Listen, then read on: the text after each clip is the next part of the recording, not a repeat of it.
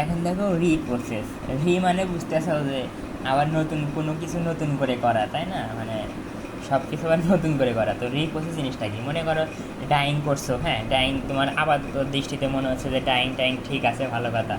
আচ্ছা, তো আমাদের দেখো ডাইং সেকশনের পরে কি ফিনিশিং সেকশন থাকে। তো ফিনিশিং সেকশনে বিভিন্ন কাজ করা হয়, পাশাপাশি চেক করা হয় যে ফ্যাব্রিকে বিভিন্ন ধরনের ফল টল আছে কিনা, মানে ফ্যাব্রিকের ছেঁড়া ফাটা আছে কিনা, ফ্যাব্রিকের ক্রিস মার্ক আছে কিনা, এরকম বিভিন্ন কিছু চেক করা হয়। তো মনে করো ডাইং সেকশনে কি ডাইং করছো, ভালো কথা, ডাইং ঠিকঠাক আছে। তারপর কী করছো, ফ্যাব্রিকটাকে তোমার ওই ফিনিশিং সেকশনে বাড়াইছো। তো ফিনিশিং সেকশনে মনে করো ফ্যাব্রিক চেক করা হচ্ছে। তো চেক করার সময় দেখা যাচ্ছে যে তোমার কি আছে, ফ্যাব্রিকে ক্রিস মার্ক আছে, বা শেড ভেরিয়েশন আছে, বা কালার স্পট মানে কালার ডায়ের বিভিন্ন রং আছে। তার মানে কি ফ্যাব্রিকের টুটি মানে ফ্যাব্রিকের সমস্যা আছে। এখন ক্রিস মার্ক করছে, তারপর শেড ভেরিয়েশন আছে, মানে ফ্যাব্রিকের সমস্যা হয়েছে। এখন ওই ফ্যাব্রিক দিয়ে তো তুমি শার্ট প্যান্ট বানাও, মানুষে কিনবে না। এখন তার মানে কি, তোমার ফ্যাব্রিকের টুটি হয়েছে। এখন তুমি এত কষ্ট করে ডাই করছো, কতগুলো কেমিক্যাল নষ্ট করে ডাইং করছো, মানে অনেক টাকার কেমিক্যাল দিয়ে ডাইং করছো, তারপর তোমার সময় লাগছে। তো যাই হোক, তারপরে এখন তাহলে কী করবা? যেহেতু ফ্যাব্রিকের সমস্যা, তুমি কি ফ্যাব্রিকটা ফেলে দিবা? ফ্যাব্রিকের যে দাম, প্রচুর দাম, মানে মেন দাম তো ফ্যাব্রিকের। এখন তুমি যে ফ্যাব্রিকটা ফেলে দাও, তাহলে কিন্তু তোমার পুরা লস। তো তুমি কী করবে? না, আমি ফ্যাব্রিকটা ফেলবো না, আমি যে কোনো মূল্যেই ফ্যাব্রিকের যে সমস্যা হয়েছে সমস্যাগুলো দূর করবো।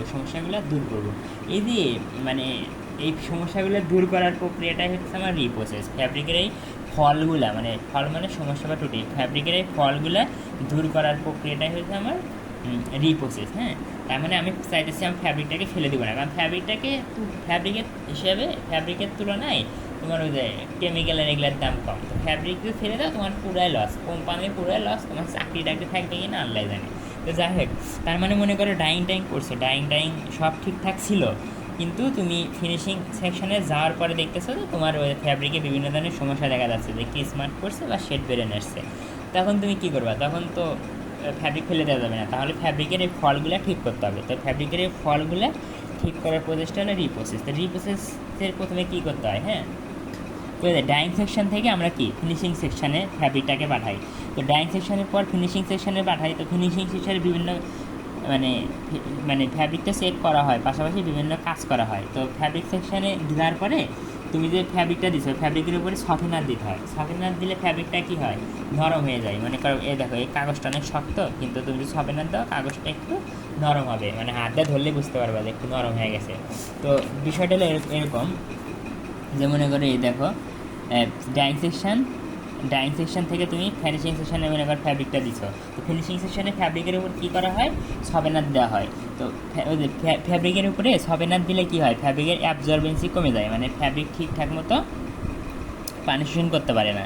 তো যে ফিনিশিং সেকশনে দেওয়ার পরে কী হয়েছে, মানে তুমি তো প্রথমে যে ফ্যাব্রিকটাকে ডাইং সেকশন থেকে ফিনিশিং সেকশনে দিছো, হ্যাঁ, ফিনিশিং সেকশনে দেওয়ার পরে মানে ওই যে সবেনার দিছে, দেওয়ার পরে অ্যাবজর্বেন্সি কমে গেছে।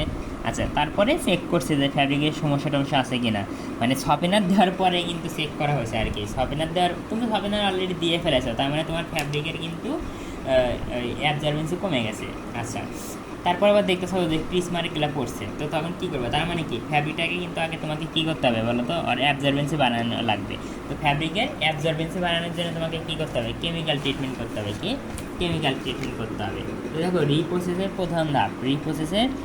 প্রথম ধাপ হলো তোমার ওই যে ফ্যাব্রিকের অ্যাবজর্বেন্সি বাড়ানো। তো ফ্যাব্রিকের অ্যাবজর্বেন্সি বাড়ানোর জন্য যেই কেমিক্যালগুলো এই পরিমাণে দিয়ে 80 ডিগ্রি সেলসিয়াস তাপমাত্রায় ফ্যাব্রিককে 20 মিনিট ট্রিটমেন্ট করবা, মেশিনের ভিতরে 20 মিনিট ট্রিটমেন্ট করলে ফ্যাব্রিকের অ্যাবজর্বেন্সি বাড়বে। তার মানে ফ্যাব্রিকের অ্যাবজর্বেন্সি বাড়ানোটা হলো আমার রিপ্রসেস। আর রিপ্রসেস তো আর কি, আচ্ছা, রিপ্রসেস মানে কি, যে পুনরায় করা। তার মানে দেখো, তোমার ফ্যাব্রিক কিন্তু ডাইং করছিল, অনেক কিছু করছিল। হ্যাঁ, দেখো আমাদের ধাপ কয়টা, আমার ধাপগুলো দেখো। হ্যাঁ, দেখাই যায় না ধাপগুলো কি? প্রথমে প্রি ট্রিটমেন্ট, হ্যাঁ,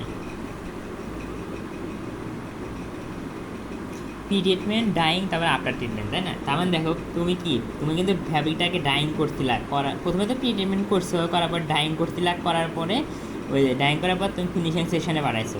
ফিনিশিং সেকশনে দেখতেছো যে তোমার ফ্যাব্রিকের সমস্যা, তখন আবার নতুন করে কী করা লাগতেছে। দেখো, প্রি ট্রিটমেন্টের একটা উদ্দেশ্য ছিল কি? অ্যাবজর্বেন্সি বাড়ানো। তার মানে দেখো, ফ্যাব্রিকটাকে আবার নতুন করে তুমি কী করতে চাও?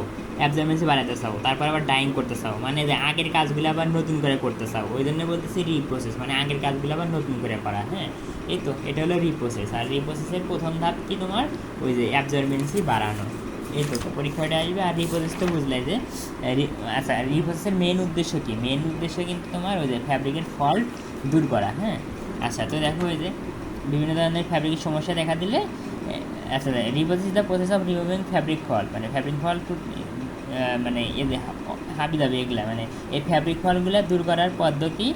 আচ্ছা, নিউলি মানে নতুন করে, হ্যাঁ একদম নতুন করে, বাই কেমিক্যাল মানে, তো দেখো এই যে নতুন করে, নতুন বলতে কি একদম শুরু থেকে আবার ওই ফ্যাব্রিকের এই সমস্যাগুলো দূর করাকে আমি বলতেছি রিপোসিস। মানে রিপোসিসের প্রধান উৎস ফ্যাব্রিকের ফল্ট দূর করা। আর এটা করতে যায় কি, আমার নতুন করে কিন্তু সব কিছু আবার করতে হচ্ছে, নতুন করে অ্যাবজর্বেন্সি, মানে প্রি ট্রিটমেন্টের মতোই, মানে ডিরেক্ট প্রি ট্রিটমেন্ট না কিন্তু প্রি ট্রিটমেন্টের মতোই অ্যাবজর্বেন্সি, ফ্যাব্রিকের অ্যাবজর্বেন্সি বানানো লাগলো, আবার ডাইং করতে হচ্ছে, আর নতুন করে সব আগের কাজ করা হইতেছে, নতুন করে আগের কাজগুলো করা লাগতেছে দেখে রিপোসিস। আশা করি পারবা।